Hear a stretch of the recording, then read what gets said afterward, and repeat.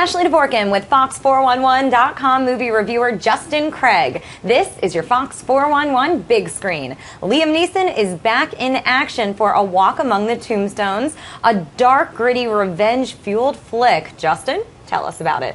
Well, Liam Neeson plays Matt Scudder, and he is one of crime fiction's most famous detectives.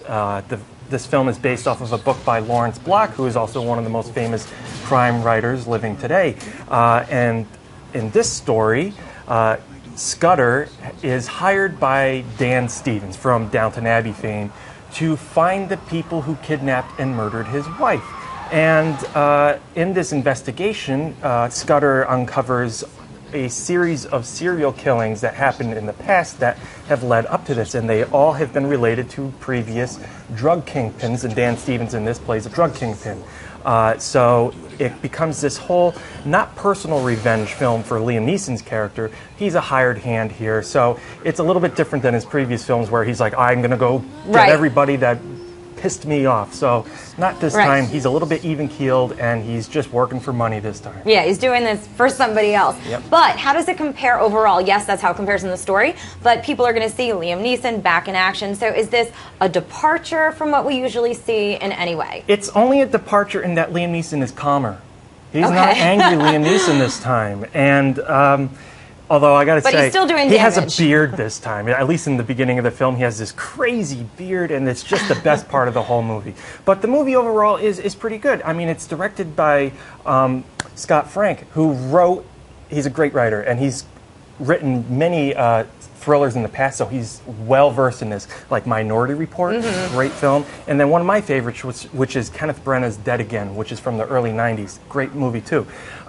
So he knows what he's doing, and he adapted this book, but he kind of, he just kind of took out all the sharpness to the story and kept it just so kind of like predictable and even-keeled, kind of like how Neeson plays his character.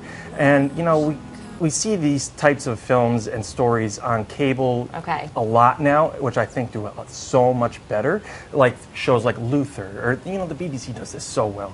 But so we've come to predict, to expect like twists and turns in these types of stories, and they don't really find that here. So I was a little disappointed in that. I was expecting to be, wowed at the end, and I wasn't.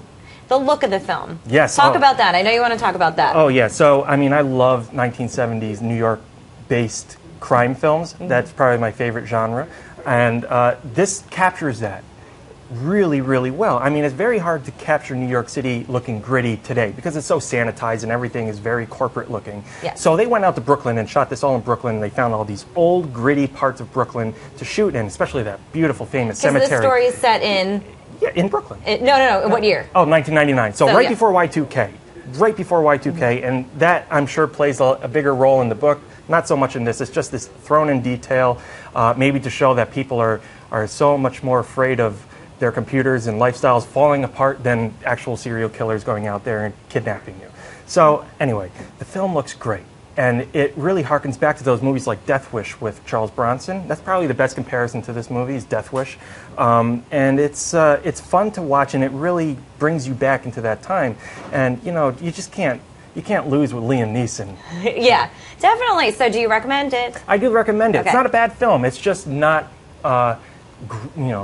it's not going to take you beyond your expectations. Thank you so much, Justin. Appreciate it, as always. And, of course, comment and tweet us at Fox411 to let us know your thoughts on this and all of this week's new movies. As always, thanks so much for joining us.